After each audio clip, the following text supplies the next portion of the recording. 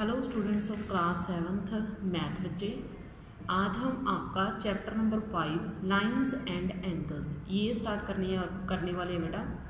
इसमें सबसे पहले हम कुछ इंट्रोडक्शन के बारे में समझेंगे, क्योंकि आपके चैप्टर का नाम ही लाइंस है एंड एंगल्स है, तो हमें कुछ लाइंस के बारे में और कुछ एंगल्स के बारे में पहले सीखना पड़ेगा इसके सम्स को करने से पहले, है ना। तो मैं आपको थोड़ी सी डेफिनेशंस पहले 5.1 से रिलेटेड करवाऊंगी, फिर जब 5.2 करवाऊंगी बेटा तो 5.2 की इंट्रोडक्शन करवाऊंगी। यानी कि मैं इस पार्ट 2 में डिवाइड कर रही हूँ आपके इंट्रोडक्शन को, इस चैप्टर की इंट्रोडक्शन को 2 पार्ट्स में डिवाइड कर रही हूँ बेटा, ठीक है। 5.1 की इंट्रोडक्शन अलग कर रही हूँ मैं, 5.2 की इंट्रोडक्शन अलग कर रही हूँ मैं, ठीक है, क्योंकि काफ़ी वाइड कंसेप्ट है, अच्छे से आपको समझना पड़ेगा बेटा, ठीक है। तो ये बेटा आपकी है chapter number 5 lines and angles की एक्सरसाइज 5.1 की इंट्रोडक्शन, ठीक है। एक्सरसाइज 5.1 में काफ़ी कुछ है बेटा हमारे लिए सीखने को, ठीक है। तो हम सारी चीज़ों को बेटा सीखेंगे, अच्छे से समझेंगे उनको, ठीक है बेटा।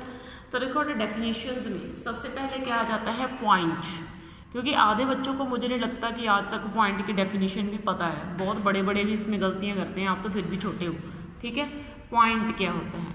पहली बात तो point just like a dot, कहीं पे भी मैं कोई डॉट लगा दूं तो वो पॉइंट बन जाएगा, है ना। तो ये लो, मैंने एक टेबल है, मैंने इस टेबल के ऊपर कोई भी डॉट लगा दिया, ठीक है, तो वो मेरा क्या बन जाएगा, एक पॉइंट। जैसे ये लगा हुआ है तो ये क्या है, एक पॉइंट। ये वाइट वाइट से दिख रहा है ना आपको, ये लगा हुआ है, ये क्या है, एक पॉइंट, ठीक है ना। ये लगा हुआ है, ये क्या है, एक पॉइंट। तो मतलब point is just like a dot in the space. Space यानी कि जो पूरी धरती है, कहीं पे भी कोई भी डॉट लगा दो तो वो एक पॉइंट बन जाना है। इट हैज़ नो डायमेंशंस, और पॉइंट की कोई डायमेंशंस नहीं होती, मीन्स इसकी कोई लेंथ नहीं होती, इसकी कोई ब्रेड्थ नहीं होती, इसकी कोई हाइट नहीं होती, ठीक है ना। तो आपने याद रखना है पॉइंट जो है इट हैज़ नो डायमेंशंस, ठीक है, इसकी कोई डायमेंशंस नहीं होती। It is only dot in a space, space में सिर्फ ये एक डॉट की तरह होता है। आगे देखो लाइन की बात करें, लाइन को ऐसे डिनोट करा जाता है, एरो लगाए जाते हैं और इसको एक सिंगल नेमिंग दी जाती है। इधर ए भी नहीं लिखना, एल वगैरह एम वगैरह आप कोई भी नेम दे सकते हो, ठीक है। लाइन जो होती है इसका ना तो कोई स्टार्टिंग पॉइंट होता है ना ही कोई एंड पॉइंट होता है। ऐसा नहीं हम बोल सकते कि मैं 5 सेंटीमीटर की एक लाइन खींच लूँ, ऐसा कुछ नहीं होता, क्योंकि लाइन की तो लेंथ ही नहीं होती। लाइन तो ना तो स्टार्ट होती है ना ही लाइन खत्म होती, ये बढ़ाई जा सकती है, कितनी मर्जी बढ़ा दो, ठीक है ना। It can be extend infinitely, it can be extend, इसको हम जितना मर्जी बढ़ा सकते हैं, इनफाइनाइटली। इनफाइनाइटली का मीनिंग है कि आप लाइन को कितना मर्जी बढ़ा सकते हो, ठीक है ना। तो इसको बोलते हैं एक लाइन, ठीक है। तो जो एक लाइन होती है उसका ना तो कोई स्टार्टिंग पॉइंट हो सकता है, आप बोलोगे कि मैम मेरे हाथ में किसी स्ट्रिंग की स्टार्टिंग पॉइंट है, स्ट्रिंग का स्टार्टिंग पॉइंट है, उसका एंडिंग पॉइंट भी है, तो वो लाइन बन गई। नहीं जी नहीं, ठीक है। जो लाइन होती है वो ना तो कहीं से आप स्टार्ट कर सकते हो ना ही कहीं से स्टार्ट खत्म कर सकते हो, ठीक है ना। मैं इसको ये देखो, जैसे ये चीज़ है मेरे पास, ये लाइन है, ठीक है, क्या ये लाइन बन गई, इसकी क्या एक फिक्स लेंथ आ गई? नहीं जी, मैं तो इसको यहाँ से ही बढ़ा सकती हूँ, लो भाई मैं तो इसको और आगे ले गई, यहाँ से ही बढ़ा सकती हूँ, इधर से और आगे ले गई, ठीक है ना। तो जो लाइन है उसका ना तो कोई स्टार्टिंग पॉइंट होता है ना ही कोई एंडिंग पॉइंट होता है। It has no fix length, actual में इसकी कोई फिक्स लेंथ ही नहीं होती। It can be extend infinitely, infinitely यानी कि जितना आपका मन करे उतना आप दोनों तरफ से इसको बढ़ा सकते हो, ठीक है। जितना आप बढ़ाना चाहते हो उतना बढ़ा सकते हो, अपनी मर्जी से बढ़ा सकते हो, ठीक है। अब हम बात करते हैं रे की। रे का एक पॉइंट होगा, या तो स्टार्टिंग पॉइंट होगा या फिर एंड पॉइंट होगा, एक नहीं होगा, ठीक है ना। अगर स्टार्टिंग पॉइंट है रे का तो एंड पॉइंट नहीं होगा, अगर एंड पॉइंट है तो स्टार्टिंग पॉइंट नहीं होगा। मान लीजिए कोई एक बहुत लंबी लाइन है, मान लीजिए एक लाइन है, मैंने इसको यहाँ से कैंची से कट कर दिया, ठीक है ना, तो ये क्या हो गया, इसका एंड पॉइंट हो गया। अभी ये इससे आगे नहीं बढ़ सकती। जैसे एक स्ट्रिंग है, इतना बड़ा स्ट्रिंग है, इनफाइनाइट स्ट्रिंग है मेरे पास, बहुत बड़ा धागा है, मतलब बहुत ही ज़्यादा, जिसका ना तो कोई स्टार्टिंग पॉइंट है ना एंडिंग पॉइंट है। अगर वो खत्म भी हो रहा है तो मैं उसके आगे और बांध दिए दे रही हूँ, अगर वो खत्म हो रहा है तो उसके आगे और बांध दिए दे रही हूँ, यानी कि वो इनफाइनाइट जा रहा है, लंबे का लंबा जा रहा है। तो अगर मैं उसको कैंची से कहीं पर कट लगा दूँ, कट कर दूँ, तो इसका मीनिंग उसका क्या हो जाएगा, अंत हो जाएगा, एक जगह पर वो आगे क्या हो जाएगा, खत्म, उससे आगे मैं कुछ भी ना बांधूँ, ठीक है ना, एक तरफ से उसको ख़त्म कर दूँ, ठीक है ना। तो ये लाइन होती है, जो लाइन है उसका स्टार्टिंग पॉइंट और एंडिंग पॉइंट नहीं होता। जो रे होती है उसका एक पॉइंट होता है, चाहे तो आपकी मर्जी है, चाहे वो स्टार्टिंग पॉइंट ले लो चाहे आप एंडिंग पॉइंट ले लो, वो आपकी इच्छा है कि आप स्टार्टिंग पॉइंट लेना चाहते हो या एंडिंग पॉइंट लेना चाहते हो, ठीक है। रे हैज़ वन एंड पॉइंट और स्टार्ट पॉइंट, ठीक है ना। रे का या तो एंड पॉइंट होगा या फिर भाई इसका स्टार्ट पॉइंट होगा, ठीक है ना। वैसे अगर हम आगे बढ़े एंगल्स की तरफ, एंगल्स, ठीक है ना, एंगल ये आपका इंपॉर्टेंट है, ठीक है।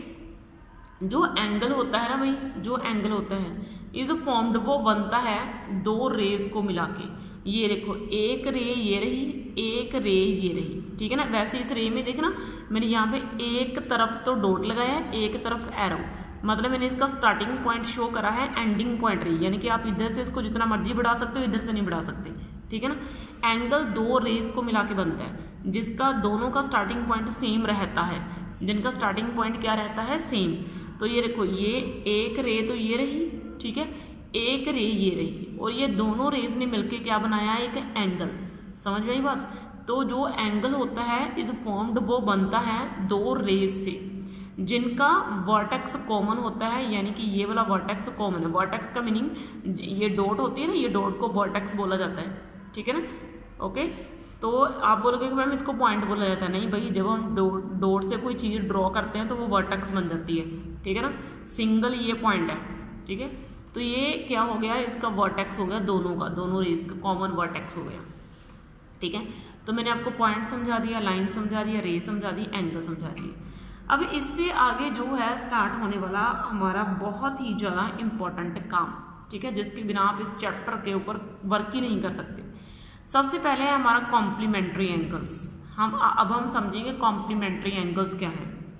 When sum of the measure of two angles, जब दो एंगल अलग अलग एंगल मुझे दिए हुए हों और दोनों एंगल को जब मैं जोड़ूं तो मेरे पास 90 डिग्री आ जाए, ठीक है ना। दो एंगल्स मेरे पास हैं, अब दोनों एंगल्स को जब मैं ऐड कर दूं तो उनका जोड़ मेरे पास क्या बनना चाहिए, 90 डिग्री बनना चाहिए। तो वो क्या बन जाएंगे भाई, वो मेरे कॉम्प्लीमेंट्री एंगल्स बन जाएंगे, ठीक है ना। अगर मैं दो एंगल्स को ऐड करके क्या बना दूं, 90 डिग्री बना दूं, तो वो मेरे क्या बन जाएंगे भाई, वो मेरे कॉम्प्लीमेंट्री एंगल्स बन जाएंगे, ठीक है। क्या बन जाएंगे, मेरे कॉम्प्लीमेंट्री एंगल्स, ठीक है।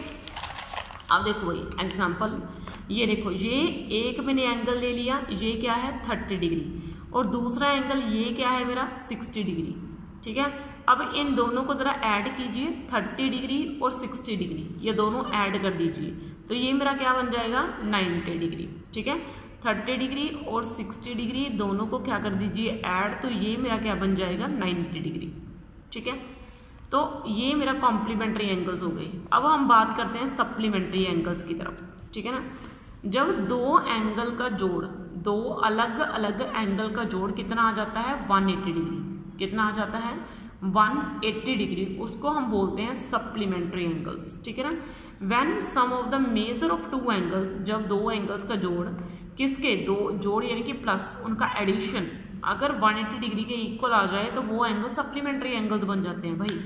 तो ये क्या आ गया, ये एंगल है 60 डिग्री और ये एंगल है 120 डिग्री। अगर इन दोनों एंगल्स को मैं ऐड कर दूँ, और ये ना एंगल का सिंबल होता है, ये ऐसे लगता है बेटा, ऐसे, इसका मीनिंग एंगल बन रहा है, किसके ऊपर बन रहा है, ए के ऊपर। ये ए है ना, ए के ऊपर अगर मैंने एंगल शो करना हो कि कितने डिग्री का बन रहा है, तो मुझे ऐसे उसके आगे ये लगाना पड़ेगा, एंगल का सिंबल बनाना पड़ेगा, ठीक है ना। ऐसा नहीं है कि ऐसा बनाना है, ये हर एक के आगे बनाना पड़ता है, एंगल चाहे उल्टा सीधा कैसा भी दिखे हमें, ठीक है ना। ऐसा एंगल का सिंबल हमें शो करना पड़ता है, ठीक है ना। तो मैं वही कर रही हूँ, एंगल का सिंबल शो कर रही हूँ। तो angle A plus angle B, ये कितना हो जाता है 60 डिग्री, और 120 डिग्री ये ऐड करके कितना बन जाता है 180 डिग्री, ठीक है। तो कॉम्प्लीमेंट्री एंगल्स का जोड़ कितना होता है 90 डिग्री, और सप्लीमेंट्री का कितना होता है भाई, दो एंगल्स का जोड़ 180 डिग्री। अब हम आगे बढ़ते हैं एडजेसेंट एंगल्स की तरफ। ये समझने वाले हैं, ये बहुत अच्छी बात है, क्योंकि एडजेसेंट एंगल्स और लीनियर पेयर में अक्सर बच्चों को मिस्टेक हो जाती है, तो मैं चाहती नहीं कि आपके माइंड में ऐसा कुछ हो डाउट, ठीक है। तो इसलिए मैं आपको एडजेसेंट एंगल के बारे में अच्छे से समझाती हूँ। एडजेंसेंट एंगल्स क्या होते हैं? एडजेंसेंट एंगल्स वो होते हैं जिनका कॉमन वर्टेक्स यानी कि जो एक ही वर्टेक्स से बनते हैं, जैसे ये एक एंगल ये हो गया, एक इसके बीच में ये बना दिया, ये लो भाई, ठीक है ना। ये देखो, ये दो एंगल बने हैं, ये देखो आपको दिखेंगे, ठीक है। ये एक तो ये बन गया, एक तो ये बन गया, ठीक है, ये वाला, एक ये बन गया, ये वाला, ठीक है, एक ये बन गया, ये पूरे का पूरा, ठीक है।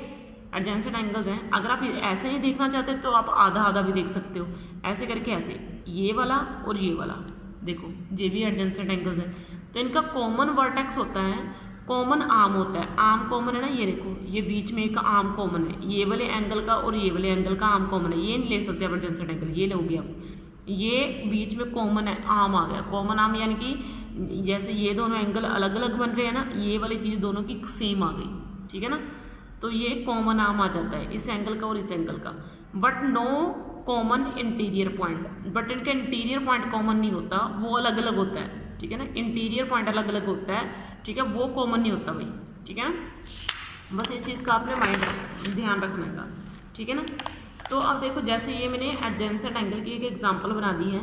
ये इनका क्या है, वर्टेक्स, ये क्या है, कॉमन वर्टेक्स है, देखो दोनों का, इस एंगल का भी, ये वाले एंगल का, ठीक है ना। ये जो इतना डार्क कर रही हूँ मैं, ये वाला, ठीक है ना, ये वाले एंगल का और ये वाले एंगल का, ठीक है ना। ये ऊपर वाले और दोनों, ये दोनों एंगल्स का ये क्या है, कॉमन आर्म है, ये दोनों में आर्म कॉमन है, ठीक है। और ये दोनों का क्या है, कॉमन वर्टेक्स है, ये कॉमन वर्टेक्स है और ये क्या है, कॉमन आर्म, ठीक है, दोनों की कॉमन आर्म है। और इनमें अगर मैं इंटीरियर पॉइंट लेना चाहूँ तो वो कभी सेम नहीं आएगा, ठीक है ना।